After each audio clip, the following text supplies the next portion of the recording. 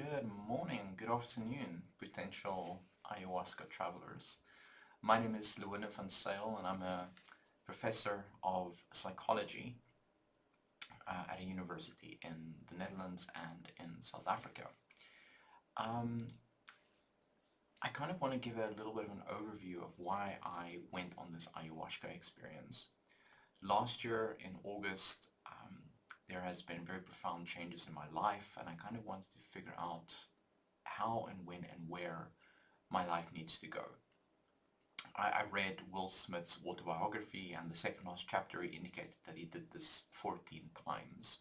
So this kind of inspired me to investigate both the science and the practice around ayahuasca. So colleagues of mine were doing, from Master University, have been doing research on these experiences and kind of showed over a period of 12 months how over one session stress, depression, anxiety, even things like post-traumatic stress decrease significantly over time.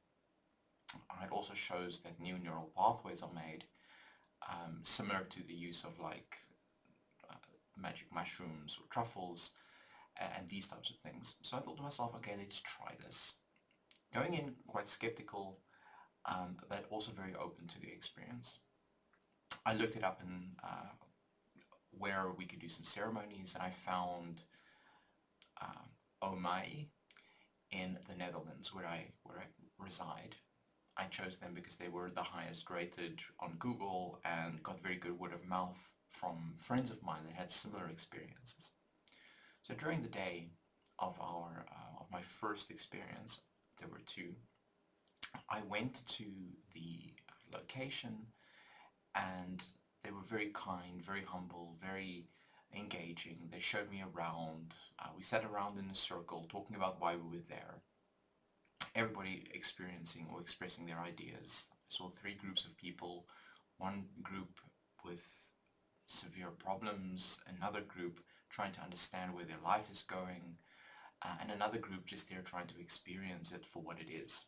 I fell into the third group, of course. During the experience, it took about 2.5 hours for me to get into the whole process. But once it kicked in, there were two very profound things that came about for me.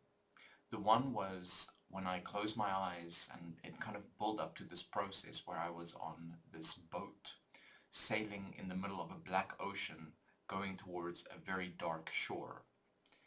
Imagine this end-of-life experience. I get to this end of this shore, climb out of the boat, and there was this guy standing on the other side, running towards me, and like, oh my God, it's finally you, I finally get to talk to you. And I'm like, hold your horses, guy. We need to calm this a little bit down. So once we get closer and we get closer to seeing his face, I realized it's me. And we had about what I felt like a 3-week conversation, talking about every aspect of me, both positive and negative, revealing things about me that I didn't know. For example, oh, and you're so charismatic, keeping in mind I'm a scientist. And I'm like, I'm not charismatic. And then he was like, well, give me the scientific definition of charisma then.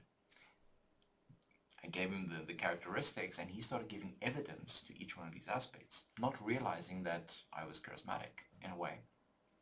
And so we came to this point where I had discovered very deep insight of myself, more than I did during my clinical training, and we go through about 700 hours of therapy ourselves. At the end of the process, when I was starting to get out of it, something very profound happened. I had an intense need to hold someone's hand. I woke up, put up my hand, and a girl came over to me, one of the facilitators. I said, can you just sit with me for a moment? She sat down with me, held my hands, and I felt that this is the first time ever that I had experienced love, feeling the warmth, the empathy, all of these things just like rushing into me. But my conscious mind kicked in at that moment and was like, no, you have to go to this person, she has to go to that person. That person seems like they're having a lot of issues right now, they need help. And at this moment I kind of like realized that I always try to put other people's needs in front of my own. Didn't realize that. And even in this most profound, the most beautiful moment that I think I've ever experienced in my life, I still wanted to place other people's needs in front of my own. And here I realized that I needed a balance between myself and where I'm going, who I am, and the needs of others.